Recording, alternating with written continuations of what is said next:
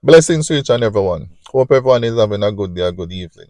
Now, this video is about a guy over there in Florida, Miami to be exact. He's a person who voted for Trump. He's a fully Trump supporter. And guess what happened now? Trump became president and his wife got deported. ICE went to his home, got his wife, sent her home back to Venezuela.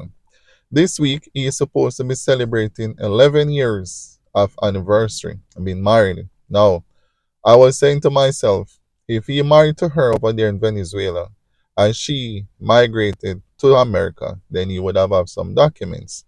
She would have some documents, right?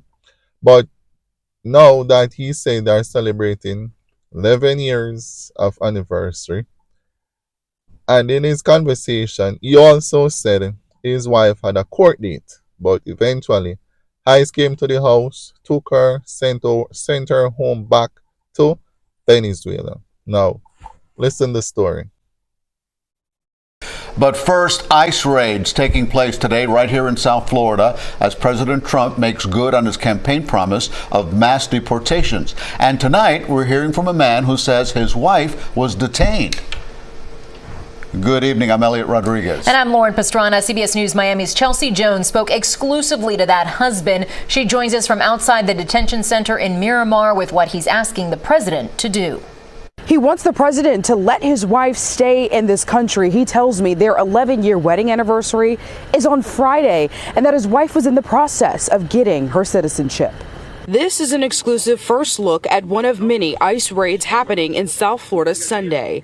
This one happening in the neighborhood of Brownsville. They went up in there and did whatever they wanted. They turned off the cameras, excuse my language, and then they took my wife. This man who wished not to be identified says his wife is from Venezuela and has lived in the United States for a few years. She was one of 3 people taken from this home. I'm told the 2 others were men who worked in construction. You see them here. This video, only a minute and 52 seconds long, we do not see his wife being removed from the home. But this is a picture of her that he keeps in his wallet.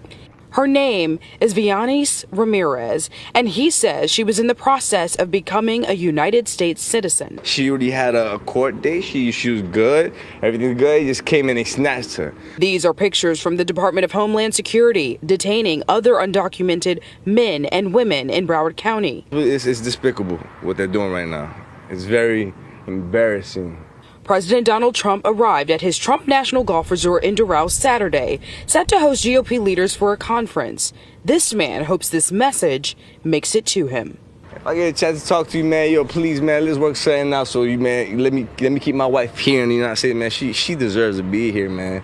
ICE reports nearly 1,000 raids in the country on Sunday alone, which is up from just under 300 on Saturday. Here at the detention center in Miramar, things have been quiet for several hours, but we will continue to monitor this situation and bring you the developing news on raids in South Florida as they happen.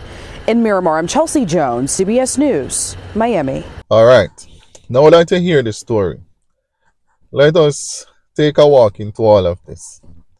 If he and her supposed to celebrate 11 years anniversary, 11 years being married, and she have a court date pertaining to her documents or citizenship, why is it took him and her so long to get themselves sorted out?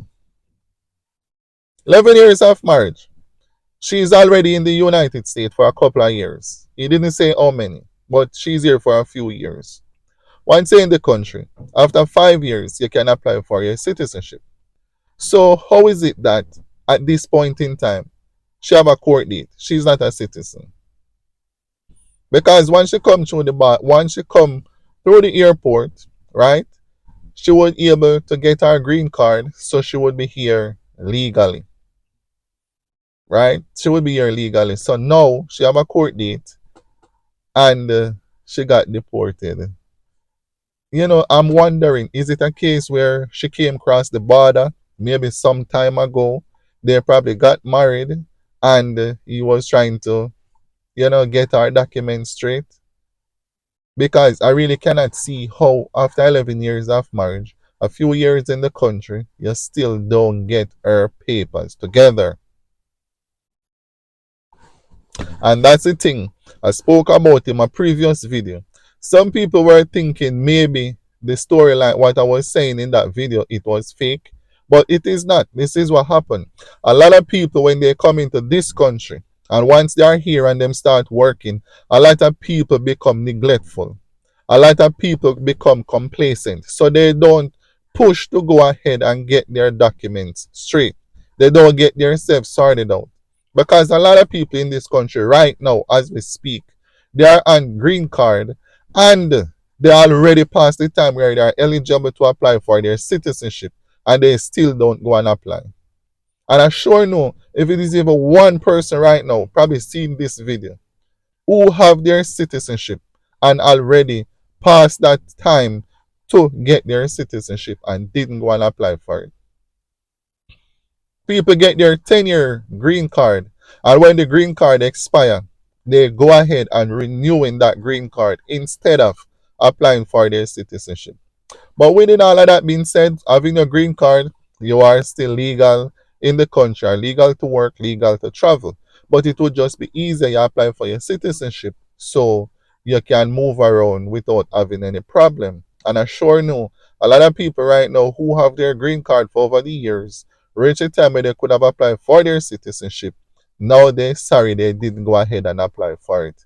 Because me sure know every green card holder right now are very nervous because of all the things that is happening. And clearly, with this guy and his wife, she didn't get herself together. It was close to all of this time. They put in papers, have court date. That means that there is something not adding up with what he's saying. But it is a sad situation. While some people would say no, it is not sad. If you come in the country illegal and you got deported, then that's on you. You have to do it the right way. I'm not bashing anyone who are in the country illegal because a lot of people they have their story.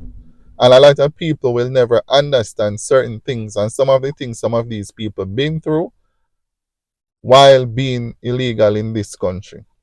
And a lot of people would not understand the reason why many run off or overstay their visiting visa when they visit a first world country. A lot of people have it very hard where they are coming from.